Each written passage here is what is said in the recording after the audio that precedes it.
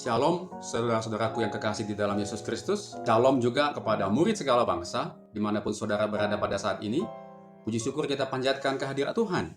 Karena kebaikannya dan kasih karunia yang Tuhan berikan kepada kita. Pada saat ini kembali kita akan mempelajari pelajaran Alkitab, firman Tuhan, yang boleh kita pelajari pada saat ini untuk menambah iman dan kepercayaan kita kepada Tuhan.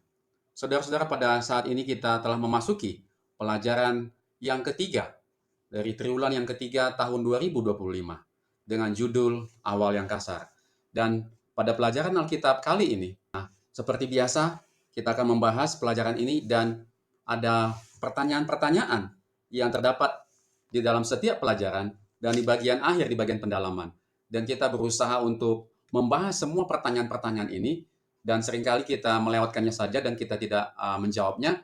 Tetapi pada kesempatan di dalam pelajaran Alkitab yang dibawakan pada saat ini, saya akan berusaha dengan kekuatan yang Tuhan berikan kepada saya dan kepada kita semua untuk kita bisa menjawab setiap pertanyaan sehingga kita dapat membahas secara tuntas akan pelajaran Alkitab dengan judul Awal yang Kasar. Dan saudara-saudara, seperti biasa, saya akan tetap mengundang saudara-saudara untuk boleh kiranya like video ini, kemudian men-share atau membagikannya kepada orang lain. Dan jika saudara-saudara terberkati dan saudara-saudara boleh diundang untuk mensubscribe channel ini, sehingga dengan tindakan dengan like, membagikan dan mensubscribe channel ini akan memberikan pertumbuhan yang baik kepada channel ini. Dan channel YouTube ini boleh kita doakan sama-sama untuk boleh menjadi berkat bagi orang lain, terlebih kepada orang-orang yang belum mengenal kebenaran firman Tuhan, belum mengenal kebenaran Alkitab, dan terlebih kepada orang-orang teman-teman atau sahabat-sahabat seiman. Pelajaran ini akan semakin menambah iman dan kepercayaan kita, kecintaan kita kepada firman, dan kita pun oleh karena kecintaan kita kepada firman, kita boleh membagikannya kepada orang lain. Baik, sebelum kita mulai pelajaran saat ini, mari kita berdoa. Ya Tuhan, Bapa kami yang bertahta di dalam kerajaan surga, puji syukur ya Tuhan, kami panjatkan kehadirat-Mu. Oleh karena kebaikan Tuhan, kami dapat berkumpul kembali. Dan Engkau tahu ya Tuhan, ketika kami akan mempelajari firman-Mu, Engkau tahu keterbatasan kami sebagai manusia yang berdosa, bahwa kami tidak sanggup untuk mengerti, terlebih melakukan akan kehendak firman yang akan kami pelajari sebentar lagi. Tetapi kami percaya kepada janji pemeliharaan Tuhan, bahwa ketika kami meminta, maka Engkau akan memberikan kepada kami. Maka kami akan mendapat, dan Engkau akan memberikan karunia Roh Kudus, sehingga dengan demikian kami dimampukan untuk mengerti akan firman Tuhan yang akan kami pelajari. Akan firman Tuhan yang akan kami pelajari pada saat ini. Terlebih ya Tuhan, kami dimampukan untuk melakukannya. Dan ketika kami melakukannya, orang lain dapat melihat terang dan kebenaran itu. Dan mereka juga dapat dipanggil untuk datang kepadamu ya Tuhan. Sertai hamba-Mu ya Tuhan, biarlah Engkau sertai segala tutur kata, pikiran, perkataan, dan perbuatan di dalam pelajaran ini. Sehingga semua yang terlihat bukanlah diri hamba-Mu, tetapi firman Tuhan, kebenaran-Mu, Engkau sendiri yang akan dapat dilihat melalui pelajaran pada saat ini. Terima kasih ya Tuhan, kami serahkan jam pelajaran ini ke dalam tangan-Mu. Di dalam nama Yesus kami berdoa dan mengucap syukur. Amin. Baik saudara-saudara, kita akan mempelajari pelajaran yang ketiga, awal yang kasar. Nah, ayat inti di dalam pelajaran kita pada saat ini tertulis di dalam Keluaran 5 ayat 1 dan 2. Kemudian Musa dan Harun pergi menghadap Fir'aun, lalu berkata kepadanya, "Beginilah firman Tuhan, Allah Israel, biarkanlah umatku pergi untuk mengadakan perayaan bagiku di padang gurun." Tetapi Fir'aun berkata, "Siapakah Tuhan itu yang harus kudengarkan firman-Nya untuk membiarkan orang Israel pergi? Tidak kenal aku Tuhan itu, dan tidak juga aku akan membiarkan orang Israel pergi." Kita masuk ke bagian pembahasan pelajaran kita. Banyak orang percaya, berpikir bahwa ketika seseorang memutuskan untuk mengikuti Tuhan, ia hanya akan mengalami kebahagiaan, kemakmuran, dan kesuksesan. Namun tidak selalu demikian. Seperti yang sering ditunjukkan oleh Alkitab, terkadang banyak rintangan yang muncul, serta kesulitan-kesulitan yang baru. Hal ini tentunya dapat membuat frustrasi dan menimbulkan pertanyaan-pertanyaan sulit yang tidak selalu memiliki jawaban yang mudah, atau bahkan tidak ada jawaban sama sekali. Mereka yang percaya kepada Tuhan akan menghadapi banyak cobaan. Namun ketika kita bertekun, Tuhan memberikan solusi yang datang dengan cara dan waktunya Tuhan. Caranya mungkin bertentangan dengan harapan kita untuk solusi yang cepat dan instan sebagaimana manusia ingin di dalam permasalahan yang kita hadapi. Tetapi dikatakan di sini kita harus belajar untuk mempercayainya bagaimanapun juga. Demikianlah topik untuk pekan ini. Kita akan belajar Musa dan perintah untuk memimpin umat Allah keluar dari Mesir. Panggilan yang sangat jelas dari Allah yang dapat diterima oleh siapapun. Bahkan di dalamnya terdapat mukjizat-mukjizat dan juga Allah sendiri yang berbicara langsung kepada Musa dan memberitahukan apa yang ingin Musa lakukan. Nah, kalau kita lihat saudara-saudara, maka betapa mudahnya sebenarnya bagi Musa mengetahui bahwa ia telah dipanggil oleh Allah dan bahkan diberi tugas tertentu. Seharusnya hal itu menjadi mudah, bukan? Ya, kenapa menjadi mudah? Karena Musa diberitahu tugasnya dan dia tinggal melakukan sebenarnya. Seharusnya hal ini menjadi mudah. Tetapi apa yang terjadi? Ya. Kemudian di sini saya ada menambahkan, jadi setiap yang di dalam kotak itu adalah tambahan yang saya berikan di dalam pelajaran ini untuk memberikan pengetahuan atau pembahasan yang lebih luas supaya kita dapat lebih mengerti pelajaran kita. Sebelum kita masuk melangkah ke pembahasan hari Minggu, mari kita bahas sedikit dari ayat inti atau ayat hafalan kita. Ya, tadi ayat hafalannya ini bunyinya Keluaran 5 ayat 1 dan 2. Kita tadi sudah baca dan di sini ada kata perayaan, ya. Di sini dikatakan beginilah firman Tuhan Allah Israel, biarkanlah umatku pergi yang saya merahin ya, untuk mengadakan perayaan bagiku di padang gurun. Ya. Ini dia, biarkanlah umatku pergi untuk mengadakan perayaan. Nah, supaya kita dapat memahami mengapa Musa ditugaskan Tuhan untuk membebaskan bangsa Israel keluar dari Mesir, dikatakan di dalam ayat inti bahwa Allah berfirman, biarkanlah umatku pergi untuk mengadakan perayaan bagiku di padang gurun. Nah, perayaan apakah yang dimaksud? Perayaan yang dimaksud dalam Keluaran 5 ayat 1 adalah sebuah perayaan keagamaan atau ibadah kepada Tuhan di padang gurun, yaitu persembahan korban dan ibadah kepada Tuhan. Ini adalah bagian dari upaya awal Musa. Jadi, ketika Tuhan memberikan tugas kepada Musa, inilah dasarnya mengapa Tuhan menunjuk Musa, memanggil Musa untuk memanggil umat Tuhan keluar atau beribadah kepada Tuhan, karena mereka sudah lama tidak mengadakan upacara korban, ya, persembahan korban dan ibadah kepada Tuhan. Dan belum lagi mengenai Sabat ya, nanti akan ada lanjutannya. Ini adalah bagian upaya awal Musa untuk meyakinkan Firaun agar mengizinkan bangsa Israel pergi. Intinya yang diminta oleh Musa dan Harun adalah agar umat Israel diizinkan untuk mengadakan pertemuan suci. Ya, ini ada 3 poin untuk menyembah Allah mereka. Kemudian poin yang kedua, melakukan persembahan korban sebagai bagian dari ibadah tersebut. Kemudian yang ketiga, melakukannya di padang gurun, sebuah tempat yang terpisah dari Mesir dan pengaruhnya. Kita tahu bahwa ketika mereka di Mesir, mereka tidak dapat dengan leluasa mengadakan ibadah dan persembahan korban kepada Tuhan. Jadi harus diambil satu tempat untuk keluar dari Mesir untuk mereka boleh apa? Mengadakan ibadah dan persembahan korban kepada Tuhan yang sudah lama tidak mereka lakukan. Permintaan ini secara fundamental berkaitan dengan hak mereka untuk menyembah Allah Israel dengan bebas.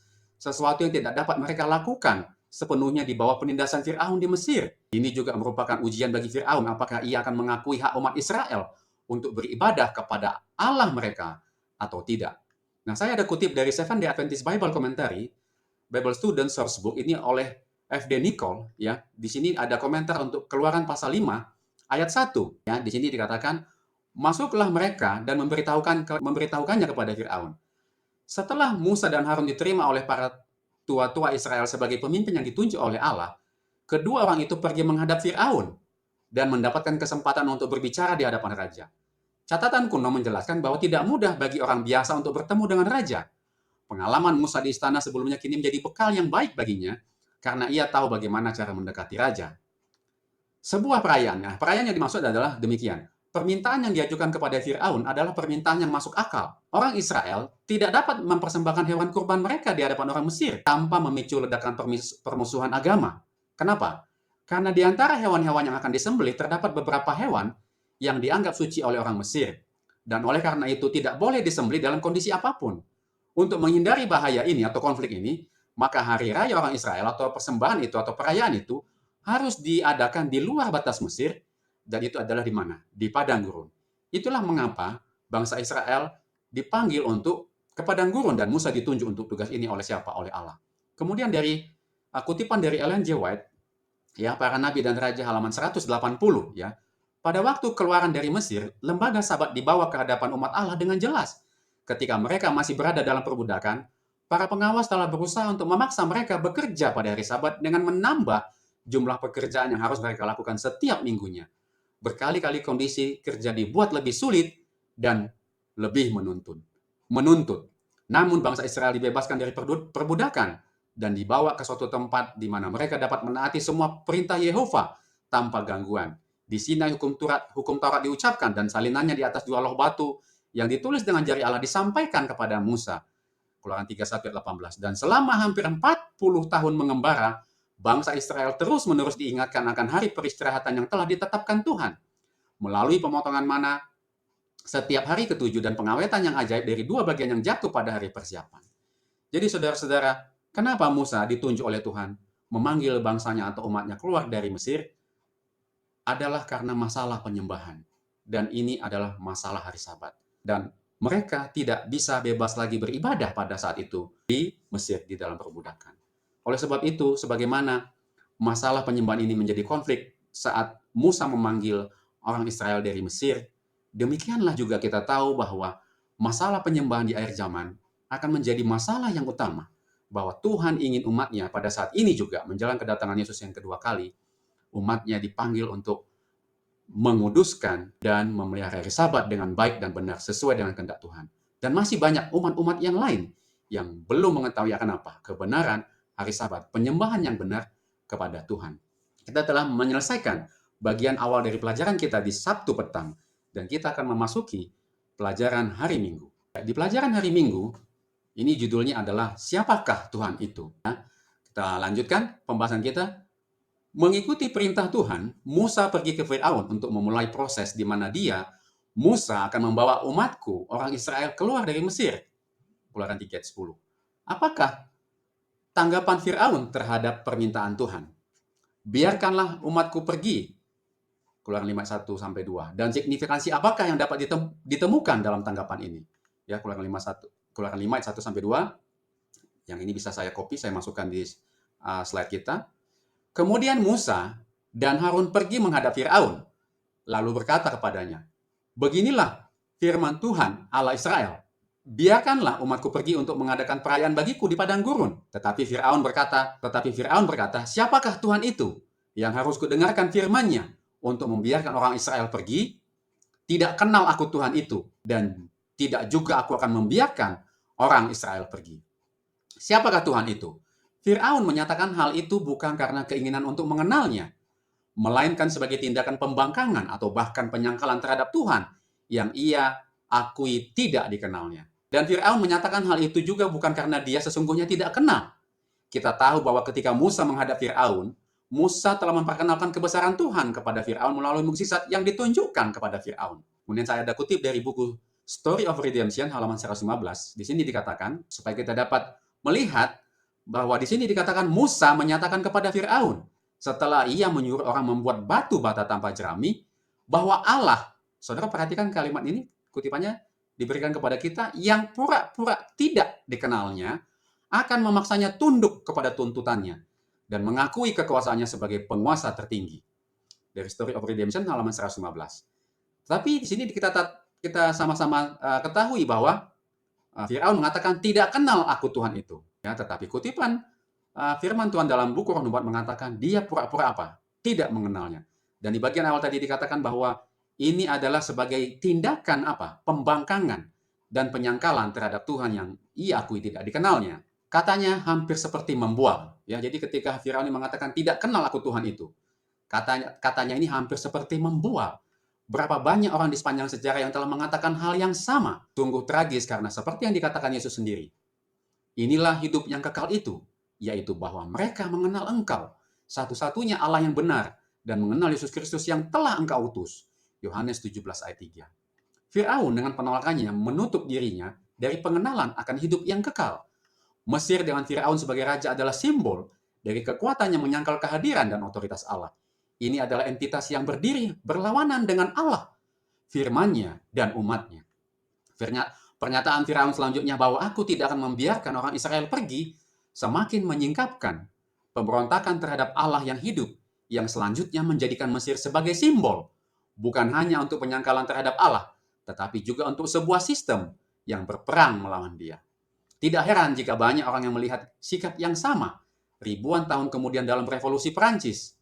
Lihat juga Yesaya 30 ayat 1 sampai 3 dan Wahyu 11 ayat 8. Firaun mengira bahwa dia adalah dewa atau anak dewa, sebuah referensi luas untuk kepercayaan pada kekuasaan, kekuatan dan kecerdasan tertinggi seseorang.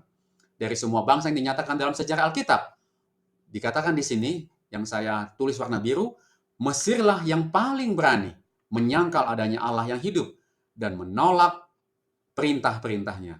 Tidak ada raja yang pernah berani secara terbuka menentang dan menghujat kekuasaan surga selain Raja Mesir. Pada waktu pekabaran dibawa oleh Musa kepadanya dalam nama Tuhan, Firaun dengan sombongnya menjawab, siapakah Tuhan itu yang harus kudengarkan firman-Nya? Untuk membiarkan orang Israel pergi. Tidak kenal aku Tuhan itu dan juga tidak aku akan membiarkan orang Israel pergi. Ya tadi di Keluaran 5 ayat 2. Ini adalah ateisme dan bangsa yang dilambangkan oleh Mesir akan mengucapkan penyangkalan yang sama terhadap Allah yang hidup dan akan menyatakan roh tidak percaya dan pembangkangan yang serupa. Ini dikutip dari Ellen G. White, Alpha dan Omega Jilid 8 halaman 281. Ya, ini tadi kita sudah baca ya di atas, tadi kalimat ini sudah disebutkan. Di Wahyu 11 ayat 8 dan Yesaya 30 ayat 1 sampai 3, ini adalah sikap serupa, yaitu ateisme dan semangat ketidakpercayaan serta pembangkangan terlihat berulang kali sepanjang sejarah seperti revolusi Prancis. Nah, di sini dikatakan ini menunjukkan bahwa penolakan terhadap Tuhan adalah pola yang terus berulang dalam sejarah manusia, bahkan dalam kehidupan kita pada saat ini. Nah, sini ada pertanyaan di bagian hari Minggu di paling bawah. Jika seseorang bertanya, apakah Anda mengenal Tuhan? Bagaimanakah Anda akan menjawabnya? Jika iya, menurut Anda seperti apakah dia dan mengapa? Ya, jika seseorang bertanya kepada saya, apakah Anda mengenal Tuhan? Saya akan menjawab, ya, saya mengenalnya. Dan pengenalan kita dapat kita lakukan melalui Alkitab atau firman Tuhan. Semakin kita membaca Alkitab dan firman Tuhan dan berdoa, semakin dalam pengenalan kita akan Tuhan. Bagi saya, Tuhan adalah kasih yang tak terbatas, yang maha besar dan kebijaksanaan yang sempurna. Kasih yang tak terbatas, saya melihatnya sebagai sumber segala kasih yang mengasihi, tanpa syarat dan ingin yang terbaik bagi ciptaannya. Kasihnya tidak hanya teoritis, tetapi terwujud dalam tindakan nyata, seperti pengorbanan Yesus Kristus. Kematian Yesus di kayu salib untuk menebus kita dari dosa adalah bukti kasihnya yang besar dan tak terbatas. Kuasa yang maha besar, dia adalah pencipta alam semesta yang mampu melakukan apapun yang dia kehendaki. Kuasanya tidak terbatas, tetapi selalu digunakan dengan kebijaksanaan dan kasih. Kemudian, kebijaksanaan yang sempurna.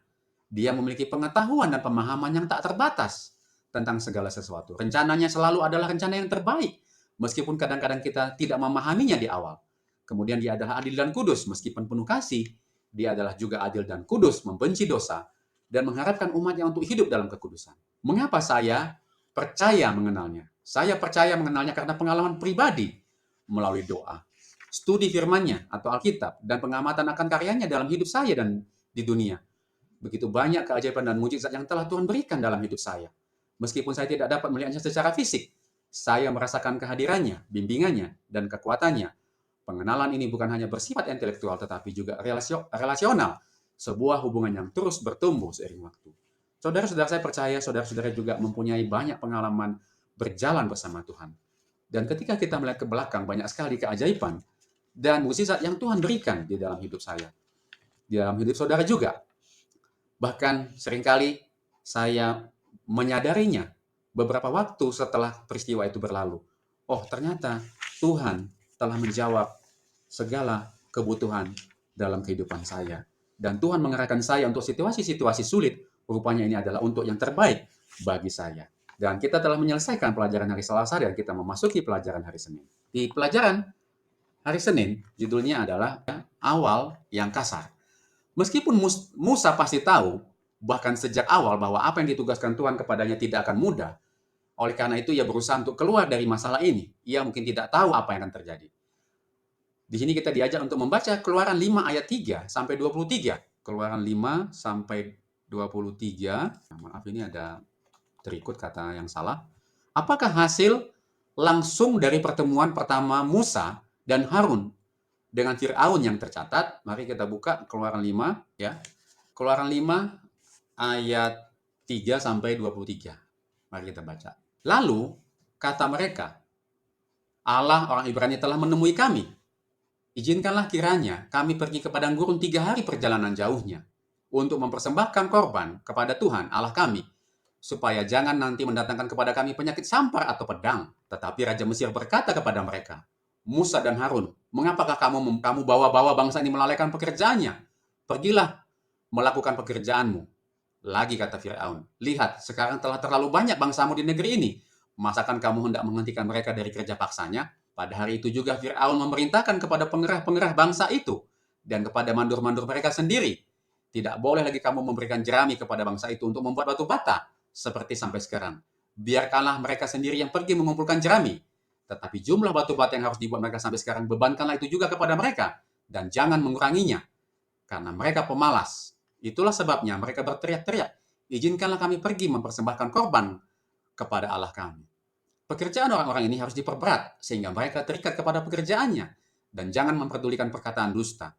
Maka para pengerah bangsa itu dan para mandornya pergi dan berkata kepada mereka, beginilah kata Fir'aun, aku tidak memberi jerami lagi kepadamu. Pergilah kamu sendiri mengambil jerami, di mana saja kamu mendapatkannya, tetapi pekerjaanmu sedikit pun tidak boleh kurang. Lalu mereka berseraklah bangsa itu ke seluruh tanah Mesir untuk mengumpulkan tunggul gandum sebagai pengganti jerami. Dan pengerah-pengerah itu mendesak mereka dengan berkata, selesaikanlah pekerjaanmu itu, yaitu tugas sehari seperti pada waktu ada jerami. Lalu pengerah-pengerah Fir'aun memukul mandur-mandur Israel yang mereka angkat, sambil bertanya, mengapakah kamu pada hari ini tidak menyelesaikan jumlah bata yang harus kamu buat seperti kemarin?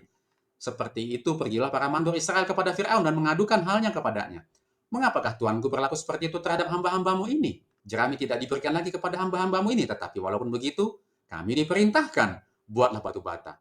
Dan dalam pada itu hamba-hambamu ini dipukuli, padahal rakyat Tuanku lah yang bersalah. Tetapi ia berkata, pemalas kamu, pemalas. Itulah sebabnya kamu berkata, izinkanlah kami pergi mempersembahkan korban kepada Tuhan. Jadi sekarang pergilah, bekerja. Jerami tidak akan diberikan lagi kepadamu, tetapi jumlah batu bata yang sama harus kamu serahkan. Maka mengertilah para mandur Israel bahwa mereka ada dalam keadaan susah, karena dikatakan kepada mereka, kamu tidak boleh mengurangi jumlah batu bata pada tiap-tiap hari. Waktu mereka meninggalkan Fir'aun, berjumpalah mereka dengan Musa dan Harun yang sedang menantikan mereka. Lalu mereka berkata, ya mandur-mandur ini, kepada keduanya, kiranya Tuhan memperhatikan perbuatanmu dan menghukumkan kamu, karena kamu telah membusukkan nama kami kepada Fir'aun dan hamba-hambanya. Dan dengan demikian, kamu telah memberi pisau kepada mereka untuk membunuh kami. Lalu Musa kembali menghadap kepada Tuhan. Katanya, Tuhan, mengapakah kau perlakukan umatmu ini begitu bengis? Mengapa pula aku yang kau utus? Sebab sejak aku pergi menghadap Fir'aun untuk berbicara atas namamu, dengan jahat diperlakukannya umat ini, dan engkau tidak melepaskan umatmu sama sekali. Kita telah membaca ayatnya dan kita akan kembali kepada pembahasan pelajaran kita. Di sini ada pertanyaannya tadi ya di dalam pelajaran kita. Apakah hasilnya dari pertemuan Musa dengan Fir'aun? Ya, kita tahu penderitaan bertambah. Jadi keadaan dikatakan di sini justru semakin apa? Semakin memburuk, drastis bahkan bagi bangsa Israel. Dikatakan penderitaan bertambah. Ya, Fir'aun tidak hanya menolak permintaan mereka, tetapi juga meningkatkan beban kerja. Dia menuduh, bahkan Fir'aun menuduh bangsa Israel, mereka malas karena ingin mengadakan perayaan atau penyembahan kepada Tuhan. Kemudian pekerjaan semakin berat. Fir'aun memerintahkan mandor-mandornya untuk tidak lagi memberikan jerami kepada mereka, tetapi mereka harus tetap mengumpulkan jerami sendiri. Yang tadinya mereka tidak mengumpulkan sendiri, mereka hanya tinggal membuat batu bata ya. Tetapi sekarang mereka harus mengumpulkan sendiri jerami itu. Kemudian mereka mendapatkan perlakuan yang lebih kasar. Para mandor Mesir memukuli pengawas-pengawas Israel ketika target batu bata tidak tercapai. Dan ini membuat semangat bangsa Israel semakin runtuh ya, semangat yang runtuh. Situasi ini membuat hidup bangsa Israel menjadi jauh lebih sulit dan menuntut daripada sebelumnya. Ya, kita lanjutkan.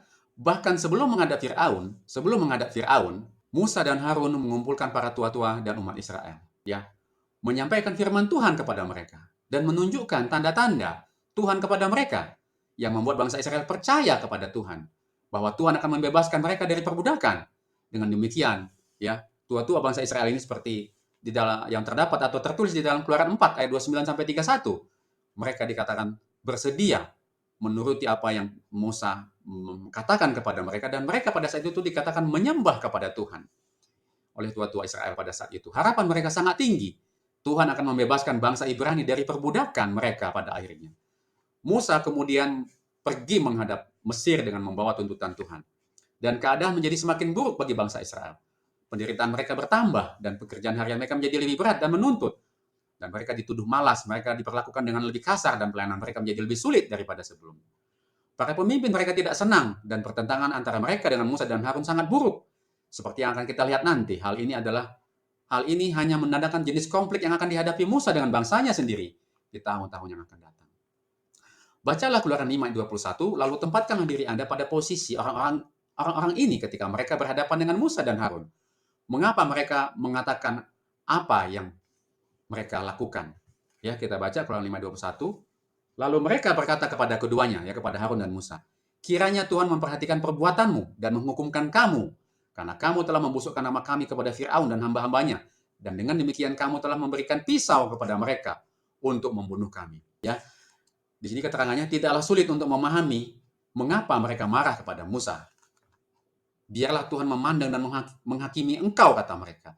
Mereka mengira Musa datang untuk membebaskan mereka dari bangsa Mesir, bukan malah untuk membuat hidup mereka menjadi lebih susah di bawah kekuasaan bangsa Mesir. Mereka menjadi lebih sulit. Ya, kedatangan Musa dan Harun, mereka melihat, hidup kita menjadi lebih sulit. Yang mereka lihat, dan mereka semakin tidak senang kepada apa? Kepada Musa dan kepada Harun. Jadi selain berurusan dengan Musa dengan orang Mesir, jadi selain berurusan dengan orang Mesir, Musa dan Harun juga harus berurusan dengan bangsanya sendiri. Ya, tantangan yang sangat berat yang dihadapi oleh siapa? Oleh Musa dan Harun. Apa sajakah? Ya, ada pertanyaan di bagian paling bawah pelajaran kita hari Senin. Apa sajakah cara yang lebih baik yang dapat Anda dan orang lain lakukan untuk berurusan dengan para pemimpin gereja lokal ketika terjadi perbedaan pendapat yang pasti akan terjadi? Jadi pertanyaan di pelajaran hari ini ingin membawa kita kepada aplikasi atau kenyataan bahwa terkadang kita menghadapi perbedaan pendapat dengan para pemimpin di gereja, ya, mungkin di rapat majelis atau di rapat jemaat atau di dalam situasi jemaat yang sedang kita alami pada saat ini. Nah, apa saja yang dapat kita lakukan, ya? Di sini pertanyaannya saya berikan ada sekitar 7 poin. Yang pertama, hendaklah kita berdoa dan mencari hikmat ilahi. Ya, sebelum berbicara, doakanlah situasi dan mintalah hikmat dari Tuhan. Nah, ini membantu menjaga hati kita tetap rendah hati dan fokus pada solusi dan bukan pada emosi. Kemudian yang kedua, mendekat dengan hormat dan kasih. Datanglah kepada para pemimpin dengan sikap hormat, bukan menuntut atau menyerang. Sampaikan kekhawatiran Anda dengan kasih, mengingat bahwa kita semua adalah bagian dari tubuh Kristus. Yang ketiga, ungkapkan kekhawatiran dengan jelas dan tenang. Hindari tuduhan atau kata-kata yang emosional. Jelaskan kekhawatiran Anda secara objektif. Fokus pada masalah, bukan pada pribadi. Misalnya alih-alih berkata Anda telah membuat segalanya buruk, katakanlah saya khawatir keputusan ini mungkin memiliki dampak negatif pada X misalkan. Ya, ini. Kemudian di poin 4, hendaklah kita siap mendengar dan memahami perspektif lain. Dengarkan dengan sesama penjelasan para pemimpin. Mungkin ada informasi atau perspektif yang tidak kita miliki. Berusaha untuk memahami alasan di balik keputusan mereka. Kemudian yang kelima, fokus pada solusi bukan hanya pada masalah. Setelah menyampaikan masalah, ajukan ide atau saran yang membangun. Berpartisipasi dalam mencari solusi, bukan hanya mengkritik. Ya, kalau di gereja kita sering melihat, ya, kerjanya hanya mengkritik aja terus, ya, tapi ada juga yang dia kritik dan dikasih solusi juga tidak dilaksanakan juga. Ya, jadi masing-masing kita boleh bercermin dan boleh merenung dari pertanyaan ini, ya. Berpartisipasilah dalam mencari solusi, bukan hanya mengkritik. Yang keenam, mempertahankan persatuan dalam roh. Ingatlah bahwa tujuan utama adalah memuliakan Tuhan dan membangun gerejanya. Bahkan jika ada perbedaan yang belum terselesaikan, pertahankan persatuan dalam roh. Ya, tentunya di dalam roh Kristus, dan hindari perpecahan. Terkadang kita perlu sepakat untuk tidak sepakat, sambil tetap berjalan dalam kasih. Ya, kadang-kadang ada, ya sudah, kalau memang Kalian maunya begitu, ya nggak apa-apa, silahkan. Tapi saya sudah apa? Sudah mengingatkan. Tapi kita tetap berjalan dalam kasih dan seiring dengan berjalannya waktu, masing-masing kita akan apa? Menyadari situasi yang terjadi atau keputusan yang kita ambil. Kemudian poin yang ketujuh yang terakhir, bersabar dan percaya pada kepemimpinan Tuhan. Proses perubahan atau penyelesaian masalah ya ini tadi ya, mungkin membutuhkan waktu. Belajarlah untuk bersabar dan percaya bahwa Tuhan membimbing gerejanya, bahkan melalui tantangan. Kisah Musa mengingatkan kita bahwa pelayanan kepemimpinan dalam iman seringkali melibatkan tantangan yang tidak terduga, baik dari luar maupun dari dalam. Tapi yang lebih susah kita hadapi ya tentunya adalah yang lebih dari dalam ya. Dari dalam kadang-kadang kita susah untuk menghadapi dan susah untuk mengatasinya. Bagaimana kita meresponnya akan sangat mempengaruhi hasil akhirnya. Saudara-saudara, kita telah menyelesaikan pelajaran hari Senin, kita akan memasuki pelajaran hari Selasa. Ya, pelajaran hari Selasa dengan judul Aku yang Ilahi. Musa yang malang, pelajaran hari Selasa Aku yang Ilahi. Musa yang malang, pertama-tama ia dicaci maki oleh Firaun. Dan sekarang bangsanya sendiri mengutuknya. Saudara-saudara, kalau saudara-saudara boleh merenung ya, apa yang dihadapi oleh Musa.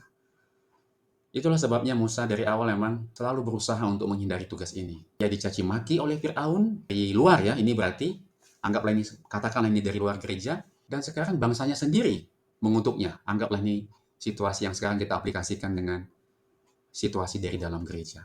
Kalau saudara melihat kalimat ini, inilah yang dihadapi oleh masing-masing kita di dalam jemaat. Ketika kita berusaha untuk membawa orang keluar dari kegelapan, ketika kita berusaha untuk membawa orang keluar dari Mesir mereka.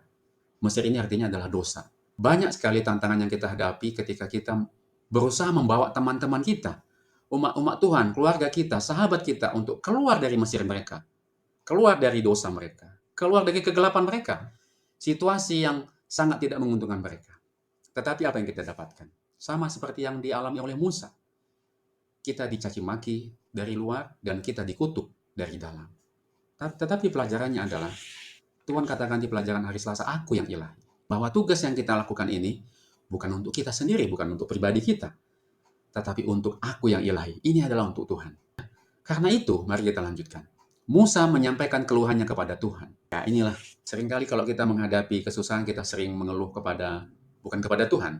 Ya mungkin kita ada baiknya kita mungkin boleh bercerita mungkin kepada istri, kepada anak, kepada teman atau sahabat kita.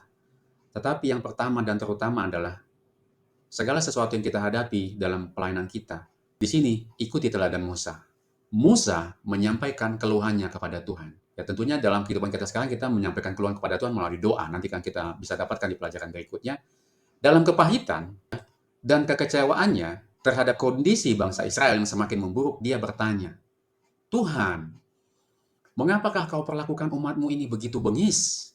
Mengapa pula aku yang kau utus? Sebab sejak aku pergi menghadap Fir'aun untuk berbicara atas namamu, dengan jahat diperlakukannya umat ini. Dan engkau tidak melepaskan umatmu sama sekali, katanya. Ya, Keluaran 5 ayat 22-23. Ya, berani sekali ini Musa ya, berkeluh kesah kepada Tuhan. Ketidakpuasan Musa terhadap Tuhan terlihat jelas. Dan mengingat situasinya dapat dimengerti. Namun tanggapan Tuhan sangat kuat. Dia akan bertindak dengan sangat tegas. Sekarang kamu akan melihat apa yang akan aku lakukan terhadap Fir'aun, kata Tuhan di Keluaran 6 ayat 1. Kemudian bacalah Keluaran 5 ayat 22-6 dan Keluaran 6 dan bacalah Keluaran 5 ayat 22 sampai Keluaran 6 ayat 8. Apakah respon Allah kepada Musa dan kebenaran teologis penting apakah yang dinyatakan di sini? Mari kita baca Keluaran 5 lanjutan yang tadi ya, ayat 22 sampai Keluaran 6 ayat 8. Mari kita lanjut. Lalu Musa kembali menghadap Tuhan, katanya. Tuhan, mengapakah kau perlakukan umatmu ini begitu bengis? Mengapa pula aku yang kau utus? Mengapa pula aku yang kau utus? Sebab sejak aku pergi menghadap Fir'aun untuk berbicara atas namamu, dengan jahat diperlakukannya umat ini. Dan engkau tidak melepaskan umatmu sama sekali, kata Musa. Tetapi Tuhan berfirman kepada Musa, sekarang engkau akan melihat apa yang akan kulakukan kepada Fir'aun, kata Tuhan. Sebab dipaksa oleh tangan yang kuat, ia akan membiarkan mereka pergi. Dipaksa oleh tangan yang kuat, ia akan mengusir mereka dari negerinya. Kemudian kita masuk ke Keluaran 6 sampai ayat 8 ya nanti. Selanjutnya berfirman Allah kepada Musa, Akulah Tuhan, aku telah menampakkan diri kepada Abraham, Ishak dan Yakub sebagai Allah yang Maha Kuasa, tetapi dengan namaku Tuhan aku belum menyatakan diri. Bukan saja aku telah mengadakan perjanjianku dengan mereka untuk memberikan kepada mereka tanah Kanaan, tempat mereka tinggal sebagai orang asing. Tetapi aku sudah mendengar juga orang-orang Israel yang telah diperbudak oleh orang Mesir. Dan aku ingat kepada perjanjianku. Sebab itu katakanlah kepada orang Israel, akulah Tuhan. Aku akan membebaskan kamu dari kerja paksa orang Mesir, melepaskan kamu dari perbudakan mereka dan menebus kamu dengan tangan yang teracung dan dengan hukuman-hukuman yang berat. Aku akan mengangkat kamu menjadi umatku dan aku akan menjadi Allahmu, supaya kamu mengetahui bahwa akulah Tuhan, Allahmu yang membebaskan kamu dari kerja paksa orang Mesir. Dan aku akan membawa kamu ke negeri yang dengan sumpah telah kujanjikan memberikannya kepada Abraham, Ishak dan Yakub. Dan aku akan memberikannya kepadamu untuk menjadi milikmu. Akulah Tuhan. Lalu Musa mengatakan demikian kepada orang Israel. Tetapi mereka tidak mendengarkan Musa, karena mereka putus asa dan karena perbudakan yang berat itu. Mari kita lanjut kembali pembahasan pelajaran kita. Allah tidak hanya akan berbicara, Dia sekarang akan turun tangan dengan penuh kuasa demi umatnya. Dia mengingatkan Musa akan beberapa fakta penting. Ya, ada 6 hal yang diingatkan kepada Musa di sini. Yang pertama, akulah Tuhan. Yang kedua, aku menampakkan diri kepada para bapa leluhur. Yang ketiga, aku meneguhkan perjanjianku dengan mereka. Yang keempat, aku telah berjanji untuk memberikan tanah Kanaan kepada mereka. Yang kelima, aku telah mendengar rintihan orang Israel.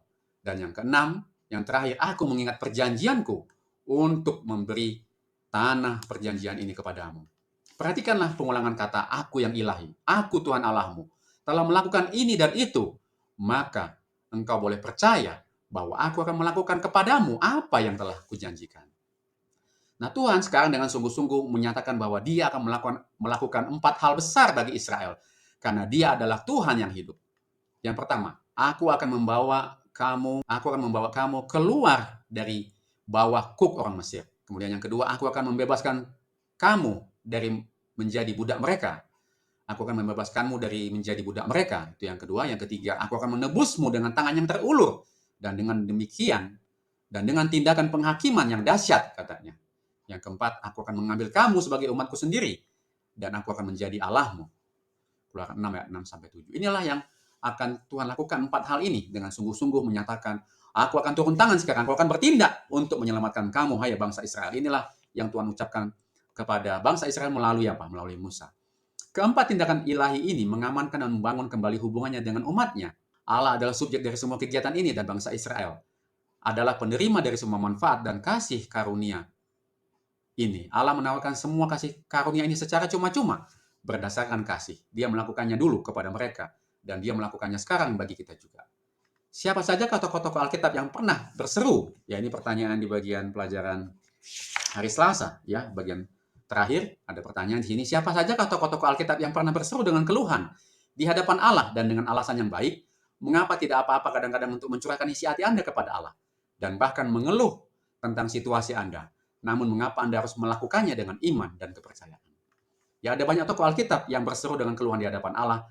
Ya, di sini yang pertama tentunya dengan alasan yang baik, ya. Beberapa di antaranya termasuk Ayub. Seluruh kitab Ayub adalah keluhan tentang penderitaan yang tak dapat dijelaskan meskipun ia tetap setia. Kemudian Daud di sini, ya, terdapat keluhan kepada Tuhan ketika dia dalam kesulitan seperti di dalam Mazmur 13, Mazmur 22 dan Mazmur 55. Itu hanya beberapa contoh. Kemudian yaitu Yeremia. Nabi Yeremia dikenal sebagai nabi yang meratap karena keluhan-keluhannya tentang penolakan umat Israel dan penderitaan yang ia alami. Misalkan kitab Keratapan atau di dalam Yeremia 20 ayat 7-18. Kemudian Nabi Habakuk, ia mengeluh kepada Tuhan tentang ketidakadilan yang merajalela di antara umatnya dan mengapa Tuhan tidak bertindak. Bisa kita lihat di Habakuk 1 ayat 1-4. Kemudian Elia setelah kemenangannya di Gunung Karmel, ia lari ketakutan dan mengeluh pada Tuhan meminta agar nyawanya diambil. Di dalam 1 Raja-Raja 19 ayat 4. Dan kita lihat Musa sendiri seperti yang kita lihat di dalam Keluaran 5 ayat 22-23. Kemudian pertanyaan selanjutnya, mengapa tidak apa-apa kadang-kadang untuk mencurahkan isi hati Anda kepada Allah dan bahkan mengeluh tentang situasi Anda? Ya, tidak apa-apa mencurahkan isi hati Anda kepada Allah dan bahkan mengeluh, karena ada 4 hal yang saya berikan di sini yang kita bisa dapatkan. Allah adalah Allah yang mendengar dan memahami. Dia adalah Bapa yang penuh kasih yang mengundang kita untuk datang kepadanya dengan segala beban dan emosi kita, bahkan yang negatif sekalipun. Dia tidak terkejut dengan keluhan kita dan Dia memahami rasa sakit dan frustasi kita. Ini adalah bentuk kejujuran dalam hubungan. Hubungan yang sehat dibangun di atas kejujuran, menahan atau menyembunyikan perasaan kita yang sebenarnya akan menghambat kedekatan dengan Allah. Kemudian yang ketiga itu mencurahkan isi hati kita.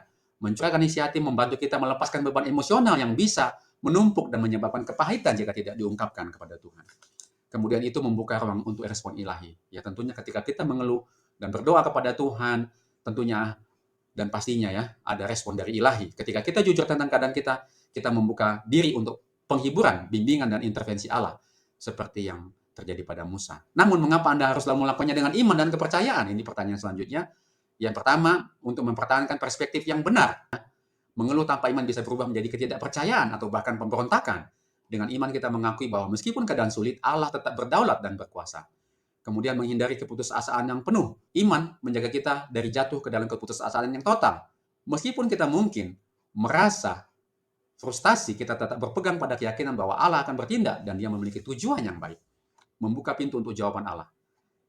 Yang ketiga, kepercayaan memampukan kita untuk menunggu dan menerima jawaban Allah bahkan jika itu tidak sesuai dengan yang kita harapkan. Keluhan yang disertai iman adalah doa, bukan tuduhan kosong.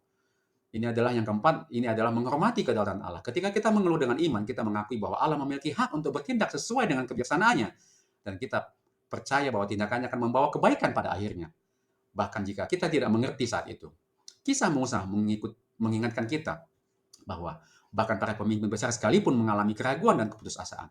Tetapi Allah senantiasa setia dan akan menegaskan kembali janji-janjinya kepada umatnya. Kita telah menyelesaikan pelajaran hari Rabu.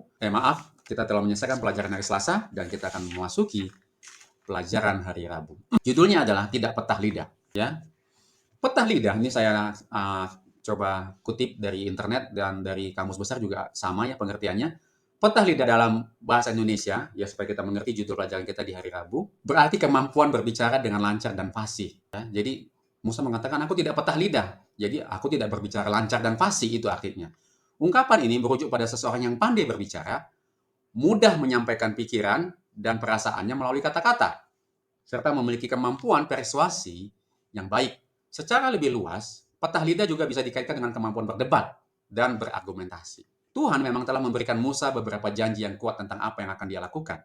Meskipun perjumpaan itu pasti telah menyemangati Musa, namun semangatnya mungkin hanya bertahan sebentar, mengingat respon yang diterima dari bangsanya. Bacalah Keluaran 6 ayat 9-13, apakah yang terjadi selanjutnya, dan pelajaran apakah yang dapat kita ambil dari kisah ini tentang masa-masa kekecewaan dan perjuangan dalam hidup kita. Mari kita baca Keluaran 6 ayat 9-13. Kita kembali buka Alkitab kita.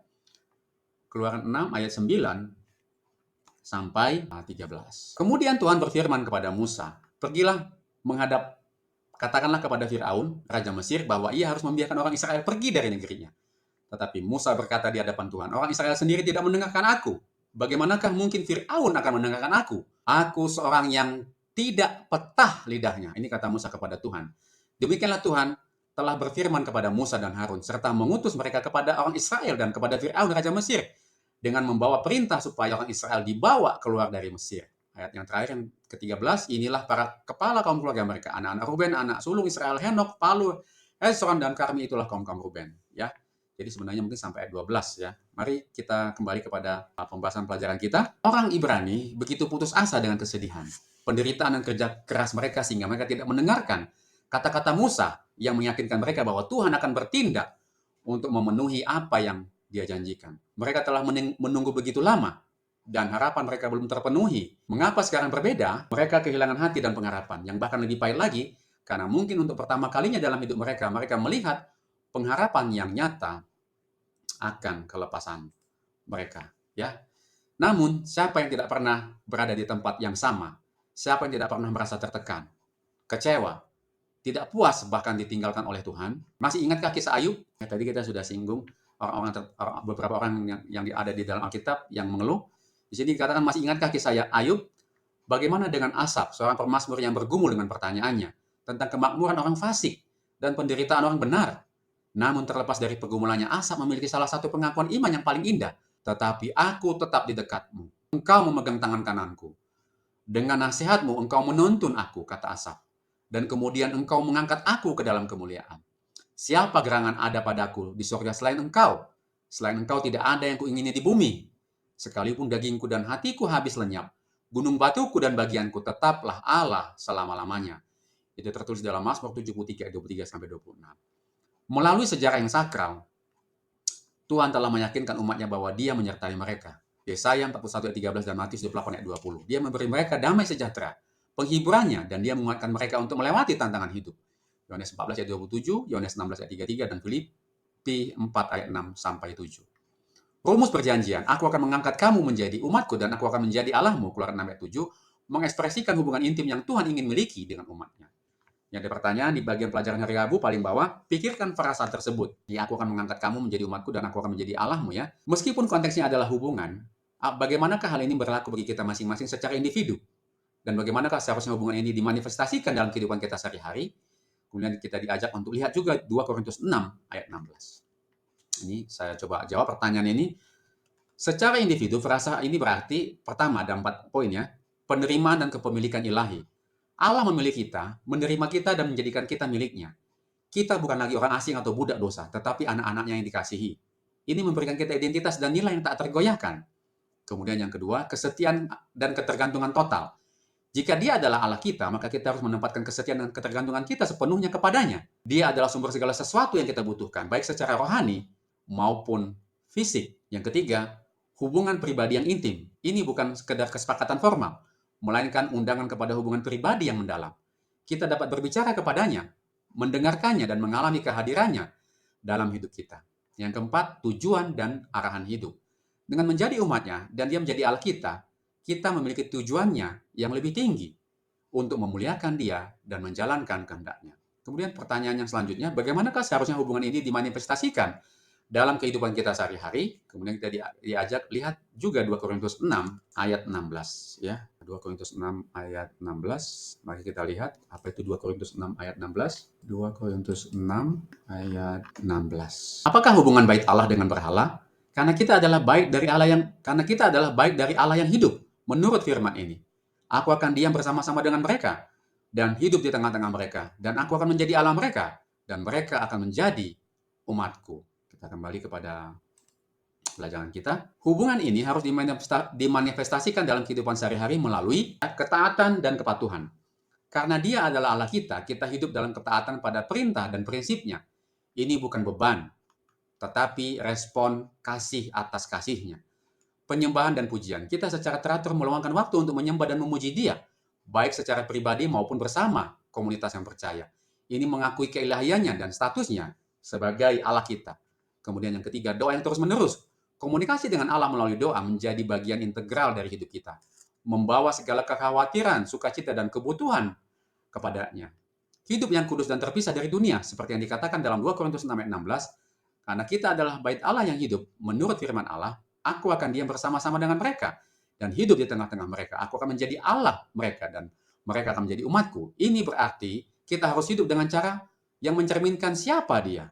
Memisahkan diri dari praktik-praktik dunia yang tidak sesuai dengan karakternya dan menjadi teladan bagi orang lain. Kemudian pelayanan kepada sesama. Mengasihi Allah berarti juga mengasihi sesama. Hubungan kita dengan Tuhan seharusnya mendorong kita untuk melayani orang lain. Menunjukkan kasih dan keadilannya di dunia. Kemudian yang keenam, kepercayaan di tengah kesulitan. Bahkan di masa kekecewaan dan perjuangan seperti yang dialami oleh bangsa Israel, kita tetap memegang teguh iman bahwa Dia adalah Allah kita dan Dia akan setia pada janjinya. Intinya, frasa ini adalah undangan untuk sepenuhnya menyerahkan diri kita kepada Allah dan membiarkan Dia menjadi pusat dari kehidupan kita dan keberadaan kita. Dan biarlah Dia yang selalu mempengaruhi setiap aspek dari kehidupan kita sehari-hari. Puji Tuhan, kita telah menyelesaikan pelajaran hari Rabu dan kita memasuki pelajaran hari Kamis. Ya, pelajaran hari Kamis judulnya adalah seperti Allah bagi Firaun. Bacalah Keluaran 6 ayat 29 sampai 7 dan bacalah Keluaran 6 ayat 29 sampai 7 bacalah Keluaran 6 ayat 29 sampai Keluaran 7 ayat 7. Bagaimanakah Tuhan menghadapi keberatan Musa? Kita kembali lagi membaca Alkitab ya, Keluaran 6 ayat 29. Ayat terakhir ini dari Keluaran 6. Tetapi Musa berkata di hadapan Tuhan, bukankah aku ini seorang yang tidak petah lidahnya? Bagaimanakah mungkin Fir'aun akan mendengarkan aku? Kemudian Keluaran 7 ya, ayat 1 sampai 7. Berfirman Tuhan kepada Musa, lihat, aku mengangkat engkau sebagai Allah bagi Fir'aun, dan Harun abangmu akan menjadi nabimu. Engkau harus mengatakan segala yang kuperintahkan kepadamu. Dan Harun abangmu harus berbicara kepada Fir'aun, supaya dibiarkannya orang Israel itu pergi dari negerinya. Tetapi aku akan mengeraskan hati Firaun dan aku akan memperbanyak tanda-tanda dan mukjizat-mukjizat yang kubuat di tanah Mesir. Bila mana Firaun tidak mendengarkan kamu, maka aku akan mendatangkan tanganku kepada Mesir dan mengeluarkan pasukanku, umatku, orang Israel dari tanah Mesir dengan hukuman-hukuman yang berat. Dan orang Mesir itu akan mengetahui bahwa akulah Tuhan apabila aku mengacungkan tanganku terhadap Mesir dan membawa orang-orang Israel keluar dari tengah-tengah mereka. Demikianlah diperbuat Musa dan Harun seperti yang diperintahkan Tuhan kepada mereka. Demikianlah diperbuat mereka. Adapun Musa 80 tahun umurnya dan Harun 83 tahun ketika mereka berbicara kepada Firaun. Ya, kita kembali kepada pembahasan kita. Bagaimanakah Tuhan menghadapi keberatan Musa? Ini pertanyaannya tadi setelah kita membaca ayat itu. Allah memperkenalkan dirinya kepada Musa sebagai Yahweh, yang berarti bahwa dia adalah Allah yang pribadi dan dekat, Allah dari umatnya, dan Allah yang memasuki hubungan perjanjian dengan mereka. Allah yang bermanifestasi ini kembali memerintahkan Musa untuk pergi dan berbicara dengan Firaun. Dengan rasa tidak percaya diri, Musa kembali mengajukan keberatan. Bagaimanakah mungkin Firaun akan mendengarkan aku? Di sini kita dapat melihat bukan hanya kerendahan hati Musa, tetapi juga keinginannya untuk keluar dari tugas yang sejauh ini tidak berjalan dengan baik yang dilihat oleh Musa. Ketika Tuhan memerintahkan Musa untuk kembali kepada Firaun, Musa menunjukkan ketidakpercayaan diri. Istilah aral sepatayim secara harfiah berarti bibir yang tidak disunat, yang digunakan di sini untuk menyatakan kurangnya kemampuan Musa dalam berbicara. Ya, Keluaran 16, Keluaran 6 ayat 12 dan ayat 30. Mirip dengan yang ditemukan yang kita baca di dalam Keluaran 4 ayat 10, yaitu apa? Berat lidah. Tuhan dalam belas kasihannya memberikan Harun untuk membantu Musa. Ya, dia menunjuk Harun, bawalah Harun ya, kakakmu itu, abangmu. Musa akan berbicara kepada Harun, yang kemudian akan berbicara di depan umum kepada Firaun. Dengan demikian, Musa akan berperan sebagai Tuhan di sini, di hadapan Raja Mesir, dan Harun berperan menjadi nabinya Tuhan. Kisah ini memberikan definisi yang sangat baik untuk peran seorang nabi. Seorang nabi adalah juru bicara Allah. Ia adalah corongnya untuk menyampaikan dan menafsirkan firman Allah kepada umatnya. Sebagaimana Musa berbicara kepada Harun, dan kemudian Harun mengumumkannya kepada Firaun, demikian juga Tuhan berkomunikasi dengan seorang nabi, yang kemudian memberitahukan atau memberitakan ajaran Tuhan kepada umatnya, kepada orang-orang, kepada umat-umat Tuhan, sama seperti kepada kita pada saat ini. Hal ini dapat terjadi secara lisan, secara langsung, atau seperti yang paling sering dilakukan, Nabi menerima pesan dari Tuhan dan kemudian menuliskannya ya, di dalam kitab. Tuhan juga menuliskan kepada Musa apa yang dapat ia harapkan dari pertemuan dengan Firaun. Dia memperingatkan Musa bahwa konfrontasi ini akan berlangsung tegang dan panjang. Untuk kedua kalinya Tuhan menekankan kepada Musa bahwa Firaun akan sangat keras kepala dan dia akan mengeraskan hatinya. Terdapat dalam Keluaran 4 ayat 21 dan Keluaran 7 ayat 3. Namun hasilnya akan berakhir dengan sesuatu yang baik, karena orang Mesir akan mengetahui bahwa akulah Tuhan. Tertulis dalam Keluaran 7 ayat 5. Artinya, saudara lihat di sini saya kasih lebih besar hurufnya, ini sangat penting kalimatnya. Saya highlight warna merah. Ini untuk menambah iman kepercayaan kita dan semangat bagi kita. Artinya, bahkan di tengah kekacauan yang terjadi, Tuhan akan dimuliakan. Ya, saudara-saudara, di dalam kehidupan kita mungkin seringkali banyak terjadi kekacauan di tengah kehidupan kita. Tetapi yang perlu kita lakukan adalah ingatlah kepada hal-hal yang dialami oleh Musa. Bahkan di dalam kekacauan, katanya Tuhan akan dimuliakan. Bahkan saya ada ingat satu kutipan ya, saya teringat pada saat ini ketika saya membaca kalimat ini. Bahkan di tengah situasi yang paling buruk, ketika Tuhan bertindak, keajaiban Tuhan itu atau tindakan Tuhan itu menjadi sangat mencolok. Tindakan Tuhan akan sangat mencolok atau sangat terlihat sangat besar ketika Tuhan bertindak dalam situasi yang sangat dalam kehidupan kita yang begitu terpuruk. Begitu kacau kehidupan kita, ketika Tuhan bertindak di situ, itu akan sangat-sangat artinya sangat terlihat sekali manifestasi tindakan Tuhan di situ. Dan inilah yang Tuhan maksudkan dalam kehidupan siapa? Dalam kehidupan bangsa Israel atau dalam kehidupan ketika dia memanggil Musa, ya, dia ingin dimuliakan sekalipun bahkan di tengah kekacauan tampaknya sepertinya situasi yang sangat sulit dan putus asa, tetapi Tuhan akan dimuliakan dalam setiap apa?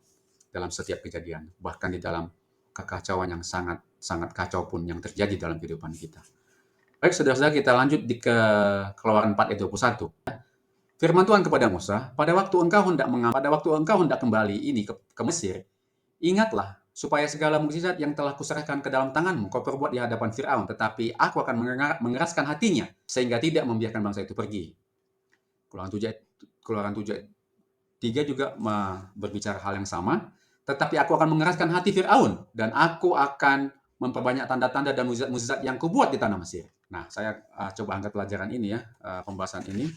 Mungkin di antara saudara-saudara ada yang bertanya-tanya, apakah maksudnya Tuhan mengeraskan hati Firaun? Ada yang menanyakan hal ini dan saya akan menjawab pertanyaan ini. Ini artinya bukan Tuhan yang membuat hati Firaun keras, ya seolah-olah ayat ini mengatakan Tuhan dengan sengaja mengeraskan hati Firaun, ya bukan seperti itu maksud dari firman Tuhan pada saat ini ya. Ini artinya bukan Tuhan yang membuat hati Firaun keras. Mari kita perhatikan kutipan berikut. Firaun melihat karya Roh Allah yang luar biasa, ya. Dia melihat mukjizat yang dilakukan Tuhan melalui hamba, tetapi ia menolak untuk taat kepada perintah Allah. Raja pemberontak itu dengan sombongnya bertanya, siapakah Tuhan itu sehingga aku harus menaati suaranya untuk melepaskan orang Israel, Keluaran 5 ayat 2. Dan ketika penghakiman alam semakin menimpanya, ia tetap bertahan dalam perlawanan yang keras kepala. Lihat saudara-saudara, kalimat yang saya besarin dan saya warnai berbeda. Dengan menolak terang dari surga, dia atau Firaun menjadi keras dan tidak dapat dipengaruhi. Pemeliharaan Allah sedang menyatakan kuasanya, dan manifestasi ini yang tidak diakui oleh Firaun ini dikatakan adalah sarana untuk mengeraskan hati Firaun terhadap terang yang lebih besar. Artinya, bukan Tuhan yang mengeraskan, tapi hatinya menjadi keras ketika dia menolak manifestasi yang telah diberikan oleh Allah kepada Firaun. Adalah sarana untuk mengeraskan hati Firaun terhadap terang yang lebih besar. Mereka yang meninggikan gagasan mereka sendiri di atas kehendak Allah yang sudah jelas, berkata seperti Firaun, siapakah Tuhan itu sehingga aku harus menaati suaranya? Setiap penolakan terhadap terang akan mengeraskan hati dan menggelapkan pengertian. Dan dengan demikian manusia semakin sulit membedakan mana yang benar dan mana yang salah. Dan mereka semakin berani menentang kehendak Allah. Orang yang pernah menyerah pada pencobaan akan lebih mudah menyerah untuk kedua kalinya. Setiap pengulangan dosa akan mengurangi kekuatan perlawanannya, membutakan matanya, melumpuhkan keyakinannya. Setiap benih pemanjaan yang ditaburkan akan menghasilkan buah. Allah tidak melakukan mukjizat untuk mencegah penuaian. Barang siapa yang menunjukkan sikap keras kepala yang kafir, ketidakpedulian yang teguh terhadap kebenaran yang ilahi, hanya menuai apa yang ditaburnya sendiri. Demikianlah banyak orang yang datang untuk mendengarkan dengan ketidakpedulian yang kaku terhadap kebenaran yang pernah menggugah jiwa mereka. Ini dikutip dari Konflik dan Keberanian halaman 88. Musa kehabisan alasan untuk tidak mengikuti apa yang Tuhan telah panggil untuk dilakukannya. Alasan apakah yang mungkin kita gunakan untuk keluar dari apa yang kita tahu Allah ingin kita lakukan? Ya, ini pertanyaan terakhir di pelajaran hari Kamis di bagian bawah saya akan coba uraikan. Alasan kita mengelak dari panggilan Tuhan.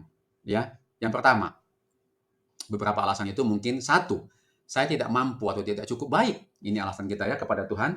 Mirip dengan keberatan Musa tentang berat lidah, kita mungkin merasa tidak memiliki bakat, pendidikan, pengalaman, atau sumber daya yang cukup. Kita meragukan kemampuan kita sendiri untuk memenuhi panggilan Tuhan. Kemudian yang kedua, terlalu sulit atau akan menimbulkan masalah. Kita mungkin menghindari panggilan Tuhan karena kita mengantisipasi kesulitan, penolakan, pengorbanan, atau ketidaknyamanan. Kita melihat awal yang kasar yang kita lihat dalam pelajaran ini dan kita memilih untuk mundur. Kemudian kita katakan, saya takut gagal atau malas. Ketakutan akan kegagalan atau keengganan untuk keluar dari zona nyaman seringkali menjadi penghalang yang besar. Kita lebih memilih untuk tetap dalam situasi yang aman dan familiar daripada mengambil risiko untuk Tuhan. Kemudian saya tidak yakin itu panggilan Tuhan. Ya, ini alasan kita yang keempat mungkin. Meskipun terkadang ada ketidakjelasan, seringkali ini adalah alasan yang digunakan untuk menunda atau menghindari tindakan. Kita mencari tanda yang lebih besar atau konfirmasi yang lebih banyak agar kita tidak perlu bertindak. Kemudian yang kelima, kita mungkin katakan, orang lain lebih cocok. Ya, sama seperti kata Musa di sini ya. Kita berpikir bahwa ada orang lain yang lebih berkualitas, lebih rohani, atau lebih siap untuk melakukan tugas tersebut. Kita ingin mendelegasikan tanggung jawab kita kepada orang lain. Kemudian yang keenam, ini bukan waktu yang tepat. Kita merasa terlalu sibuk, terlalu muda atau tua, tidak punya cukup uang, atau ada prioritas yang lain yang lebih mendesak saat ini. Kita percaya ada waktu yang lebih baik di masa depan. Ini mungkin alasan kita yang keenam. Alasan kita yang ketujuh adalah mungkin apa kata orang nanti. Kita mungkin takut akan penilaian atau kritik atau penolakan dari keluarga, teman, atau masyarakat jika kita mengikuti panggilan Tuhan. Terakhir yang kedelapan, Tuhan tidak peduli atau tidak adil. Mirip dengan keluhan Musa setelah keadaan memburuk. Kita mungkin merasa Tuhan telah meninggalkan kita atau tidak adil sehingga kita kehilangan motivasi untuk melayaninya. Pelajaran dari Musa adalah bahwa Tuhan memahami keraguan dan ketakutan kita, saudara-saudara. Tetapi dia juga mengharapkan ketaatan kita. Dia akan memberikan sumber daya dan bantuan yang kita butuhkan ketika kita mau mengikut dia. Dan dia memiliki tujuan yang lebih besar di balik setiap tantangan. Seperti halnya orang Mesir akhirnya akan mengetahui, akulah Tuhan. Dunia juga akan melihat kuasa Tuhan melalui ketaatan kita. Sekalipun kita merasa tidak mampu. Puji Tuhan, kita telah menyelesaikan pelajaran hari Kamis dan kita masuk kepada bagian terakhir di bagian pendalaman di hari Jumat. Di sini dikatakan, bacalah tulisan Ellen White. Ini pelajaran hari Jumat. Bagian pendalaman, bacalah tulisan Ellen G. White, Laknat Atas Mesir. Kalau kita punya waktu membaca buku ini, kita lebih bagus lagi ya untuk bisa memahami firman Tuhan dalam situasi yang dialami oleh Musa pada saat itu di dalam buku Alfa Omega, jilid 1 halaman 298 sampai 317. Bagi saudara-saudara yang belum memiliki bukunya, mungkin saja bisa komen atau chat di kolom komentar di channel YouTube ini. Nah, mungkin bagi saudara-saudara yang ingin untuk memiliki bukunya atau buku-buku yang lain yang disebutkan dalam pelajaran Alkitab ini, saya bisa bantu untuk kirimkan kepada saudara-saudara yang mungkin bisa membutuhkannya. Di bagian pendalaman, lihatlah betapa buruknya keadaan Musa dan bangsanya setelah Musa pertama kali mendekati Fir'aun. Dikatakan, raja dengan diliputi kemarahan menyangka bahwa orang Israel bermaksud memberontak dan mau membebaskan diri dari perhambaan. Ketidaksetiaan ini adalah merupakan akibat dari kemalasan. Raja mengusahakan agar jangan diberi kesempatan bagi mereka untuk mengadakan rencana-rencana yang membahayakan. Dan dengan segera ia mengadakan cara-cara untuk membuat pekerjaan mereka menjadi lebih ketat dan menghancurkan semangat mereka untuk memperoleh kemerdekaan. Pada hari yang sama itu juga perintah-perintah dikeluarkan yang menyebabkan beban kerja mereka itu menjadi lebih berat dan lebih menekan. Bahan-bahan bangunan yang paling umum digunakan di negeri itu adalah batu-batu bata yang dikeringkan oleh sinar matahari. Dinding-dinding bangunan yang paling megah terbuat dari bahan ini dan kemudian dilapisi dengan batu-batu. Dan untuk pembuatan bata ini diperlukan banyak sekali tenaga kerja.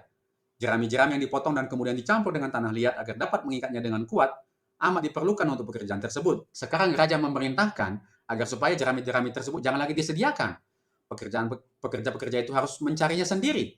Dan sementara itu jumlah batu bata yang sama harus dihasilkan. Perintah ini menimbulkan kesulitan yang besar di antara orang Israel di seluruh negeri itu.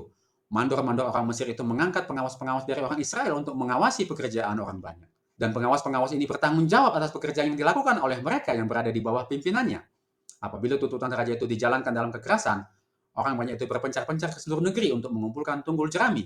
Gantinya jerami. Tetapi mereka dapati bahwa mustahil untuk menghasilkan jumlah yang sama seperti biasanya. Karena kegagalan ini pengawas-pengawas orang Ibrani dengan kejamnya telah disiksa. Dan inilah yang menyebabkan mereka akhirnya marah kepada Musa dan Harun. Ini dikutip dari Ellen G. White, Alfa dan Omega jilid 1, halaman 300. Di sini ada pertanyaan, ada 3 pertanyaan di bagian akhir dari bagian pendalaman di hari Jumat. Kita akan coba uraikan pertanyaan-pertanyaan ini. Yang pertama, pertanyaan untuk didiskusikan ya.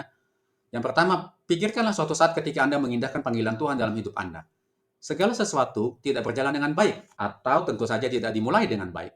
Pelajaran apakah yang telah Anda pelajari dari waktu ke waktu dari pengalaman tersebut? Dari pengalaman seperti itu, saya telah belajar beberapa pelajaran penting. Yang pertama, ujian kebergantungan. Masa-masa sulit di awal panggilan seringkali menjadi ujian seberapa besar kita bergantung kepada kekuatan dan hikmat Tuhan. Ya, ini ujian kebergantungan. Bukan pada kemampuan atau rencana kita sendiri. Ini memaksa kita untuk mencarinya lebih dalam. Kemudian yang kedua, pembentukan karakter. Kesulitan adalah alat yang ampuh untuk membentuk karakter. Ini mengajarkan kesabaran, ketekunan, kerendahan hati, dan iman yang lebih dalam.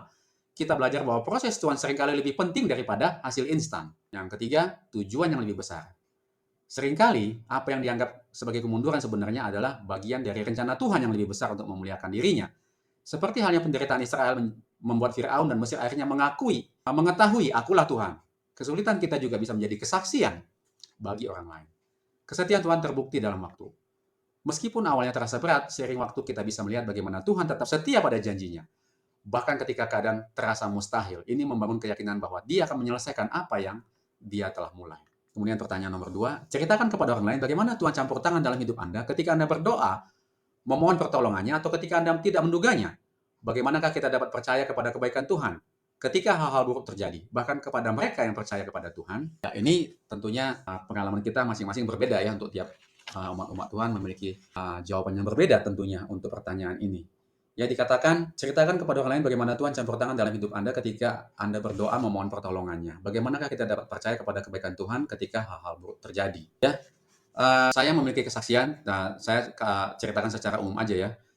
Seringkali ada satu peristiwa dalam hidup saya, waktu itu saya mengeluh kepada Tuhan. Ya, mengeluh sampai berapa waktu yang lama ya kita mengeluh, dan kita tidak mengerti mengapa Tuhan memberikan ini terjadi kepada kita. Ya, sama tadi seperti poin yang sudah dibaca di bagian atas tadi ya, kesetiaan Tuhan terbukti dalam waktu ya. Tetapi pada satu waktu, setelah beberapa tahun, saya diajak oleh Tuhan merenung ke belakang. Dan ketika saya merenung, oh ternyata kesulitan yang Tuhan berikan kepada saya itu adalah sebenarnya untuk kebaikan kita, untuk kebaikan saya. Saya tidak menceritakan detailnya, Tetapi saudara juga mungkin atau pastinya kalau saudara atau kita berjalan bersama Tuhan pasti ada banyak kebimbangan atau kebingungan seperti yang dialami oleh Musa dalam kehidupan kita. Tetapi ketika waktu itu telah beberapa lama waktu berlalu, lalu kita melihat ke belakang, ternyata kesulitan itu sebenarnya bukanlah kesulitan, tetapi itu adalah berkat. Pada waktu itu kita membacanya sebagai kesulitan, tetapi setelah kita mengalami beberapa waktu akhirnya kita dapat melihat Tuhan menjawab kita bahwa itu adalah sebenarnya berkat. Kita salah lihat, sama seperti Musa. Musa tidak memahami apa yang Tuhan lakukan baginya. Nah, ini adalah kesaksian yang bisa saya bagikan. Walaupun saya tidak menceritakan secara detail, tapi saudara-saudara juga pasti memiliki kesaksian yang sama, yang tentunya memuji dan memuliakan dan meninggikan nama Tuhan. Kita dapat percaya kepada kebaikan Tuhan. Ini lanjutannya. Ketika hal buruk terjadi, bahkan kepada orang percaya dengan cara berikut. Ya, ini lanjutan pertanyaannya. Ingatlah sifatnya. Tuhan adalah kasih, adil, dan maha tahu. Sifat-sifat ini tidak berubah meskipun keadaan sekitar kita memburuk. Ya, jadi yang berubah itu adalah kita. Kalau Tuhan tetap, dia tidak berubah. Kesulitan tidak berarti dia berhenti menjadi baik. Ya, jadi kita diajak untuk ingatlah sifatnya. Kemudian lihatlah gambaran besarnya.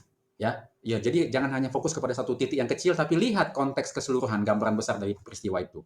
Dalam Alkitab kita melihat bahwa Tuhan sering menggunakan kesulitan untuk tujuan yang lebih besar, untuk memurnikan umatnya, untuk menunjukkan kuasanya atau untuk menarik mereka kepada dirinya, menarik orang kepada dirinya. Kesulitan bisa menjadi bagian dari kisah penebusan yang lebih besar. Kemudian fokus pada janjinya bukan pada perasaan. Perasaan kita bisa fluktuatif, ya, benar ya. Perasaan kita bisa naik turun fluktuatif. Tapi kalau iman atau kepada janjinya, iman itu berarti pegang teguh pada janji-janji Tuhan dalam firman-Nya. Dia akan tetap teguh, dia tidak akan fluktuatif, dia akan tetap percaya kepada Tuhan. Iman selalu percaya dan berpegang teguh pada janji-janji Tuhan dalam firman-Nya, bukan pada apa yang kita rasakan atau apa yang kita lihat. Kemudian yang berikutnya, belajarlah dari kesaksian orang lain. Ya, kadang-kadang kesaksian orang lain itu memberikan kesaksian juga kepada kita bagaimana sebenarnya ketika kita membaca kisah-kisah di Alkitab seperti Ayub, Yusuf, dan Musa dan kesaksian-kesaksian orang lain ya yang kita dengarkan dan mendengarkan kesaksian orang percaya yang lain yang telah melewati kesulitan dengan iman itu dapat menguatkan kita dikatakan. Kemudian percayalah pada kedaulatannya. Mengenali bahwa Tuhan berdaulat atas segalanya termasuk hal-hal yang buruk membantu kita percaya bahwa dia dapat menggunakannya untuk kebaikan meskipun kita tidak dapat mengerti bagaimana cara Tuhan itu. Kemudian pertanyaan yang terakhir, apakah yang akan Anda katakan kepada seseorang yang menyatakan bahwa saya tidak mengenal Tuhan? Namun orang tersebut mengatakannya bukan untuk menentang, sama seperti Firaun tadi ya, memang dia benar-benar tidak mengenal Tuhan katanya untuk dalam pertanyaan ini, tetapi sebagai fakta sederhana tentang kehidupannya. Apakah yang dapat Anda lakukan untuk menolongnya mengenal Tuhan dan menjelaskan kepada orang tersebut mengapa hal itu penting untuk dilakukan? Jika seseorang mengatakan saya tidak mengenal Tuhan bukan sebagai penentangan, melainkan sebagai fakta, saya akan mengatakan sebagai berikut. Saya mengerti, banyak orang merasakan hal yang sama. Mengenal Tuhan bukan seperti mengenal orang biasa. Ini adalah sebuah perjalanan penemuan. Bagi saya, mengenal Tuhan adalah pengalaman pribadi yang mengubah hidup saya. Ini bukan hanya tentang ritual keagamaan, tetapi tentang menemukan tujuan, kedamaian batin, dan kekuatan yang melampaui diri kita sendiri.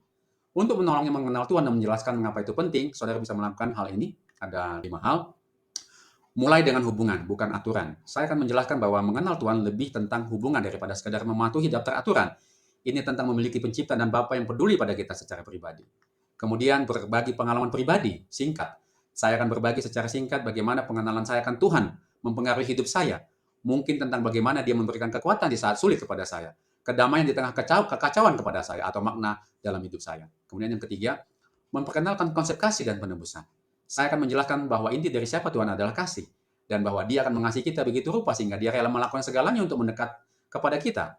Saya akan perlahan memperkenalkan konsep Yesus Kristus sebagai jalan untuk mengenalnya secara pribadi. Kemudian ajak untuk menjelajahi. Saya akan mengajak mereka untuk menjelajahi siapa Tuhan itu. Ini bisa dengan membaca bagian-bagian tertentu dari Alkitab, misalkan Injil Yohanes, mendengarkan kesaksian-kesaksian orang lain, atau bahkan sekedar berdoa secara sederhana untuk meminta Tuhan menunjukkan dirinya kepada mereka. Kemudian yang kelima yang terakhir, jelaskan pentingnya mengenal Tuhan adalah yang pertama tujuan hidup. Ini pentingnya mengenal Tuhan. Tujuan hidup ini memberikan makna dan tujuan yang lebih dalam hidup yang seringkali terasa hampa atau tanpa arah. Kemudian kedamaian dan harapan.